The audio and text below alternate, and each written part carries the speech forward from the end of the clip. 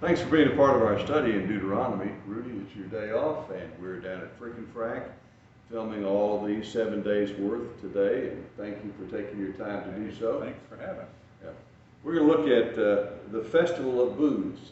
The people of God are on the verge of going into the Promised Land. Moses is reminding them of things that they need to be doing when they get there. Let's start with chapter 16, verse 13. You shall keep the festival of booths for 7 days, when you've gathered in the produce from your threshing floor and your winepress. Rejoice during the festival, you and your sons, your daughters, your male and female slaves, as well as the Levites, the strangers, the orphans, and the widows resident in your town. Now we'll read just a touch more of this, but Rudy, tell us, what is the Festival of Booths? The Festivals of Booths is called the Ingathering Festival, and the booth that they're talking about is a four-sided tent. It's different from the tent because it doesn't have a roof, and it's to remind the Israelites when they get into the land about all the provision that the Lord did for them in 40 years in the desert. And the reason that the roof is not on it is so that you're supposed to eat all of your meals within this booth and be able to look up directly to the one who provides all of this. And the Festival of Booths is a harvest style festival. Okay. So this was observed every year. Every year. And, you know, I just can't stop pointing this out. God always includes the Levites, which you're one of those. Levites were the priests, the ministers to the people. They didn't have an inheritance of the land, so they were included in this because they couldn't provide for themselves. Right. I mean, you were to bring a portion of your tithe at that particular time in the harvest to Jerusalem, and you're basically there for a whole month. You're there from the first day, a couple of days maybe before the first day of the 7th month.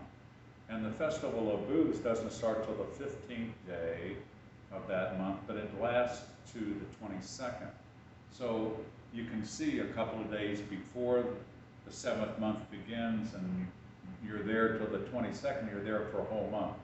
The tithing that you do there, you're to bring with you, and that's what you have to eat for this whole month that you're there. And you bring the aliens and the poor and the needy that can't afford it, and the Levites who don't have any inheritance with you to Jerusalem, and basically you worship the Lord for these 22 days. Today is the Day of Atonement, which is, well, tonight, when the sun goes down, it'll be the 10th day of the 7th month. And that's the main reason probably that everybody doesn't go back home, because this is the day that this is the only day that the high priest is able to go into the Holy of Holies and basically does a sacrifice for the whole nation. So today, this day. So what we're reading here is 5 days from now. 5 days from now. Interesting. Yes. God has nice ways of putting his calendar together, even having Rudy and Bob reading this. True, and right. The thing is, you can look up at the moon tonight, and it'll be a quarter. Maybe a little bit more than a quarter, because Sukkot is on the full moon, just like Passover's on the full moon. All right, tell us what Sukkot is. Sukkot is the Festival of Booths, or the Festival of Tabernacles, or the Ingathering Festival. Okay, different names, and you gave us the Hebrew name. Right, Sukkot is a booth. Sukkot is the Hebrew word for a booth. Perfect, great. And, you know, I have an agenda here, and that is because Jesus had an agenda. Jesus included everyone who was excluded. And he lifted everyone who was put down. And you can read from beginning to end of the Bible that God cares about those who are disenfranchised in the earth. Well, and this is also the place in the Gospel of John that everybody's asking Jesus, are you going up to the festival? And he says, no, it's not my time. But then he comes in the middle secretly and begins teaching. Yes. And that's an image of God coming to us individually and nationally in the middle of our troubles. That's good. That's good. Let me read a little more about it. So, verse 16, 3 times a year your males, this is actually another summary, I suppose. It is. 3 times a year all your males shall appear before the Lord your God at the place he will choose, at the festival of unleavened bread, the festival of weeks, and the festival of booths. They shall not appear before the Lord empty-handed. And they shall give as they're able, according to the blessing of the Lord that he has given you. You want to comment on that? Well,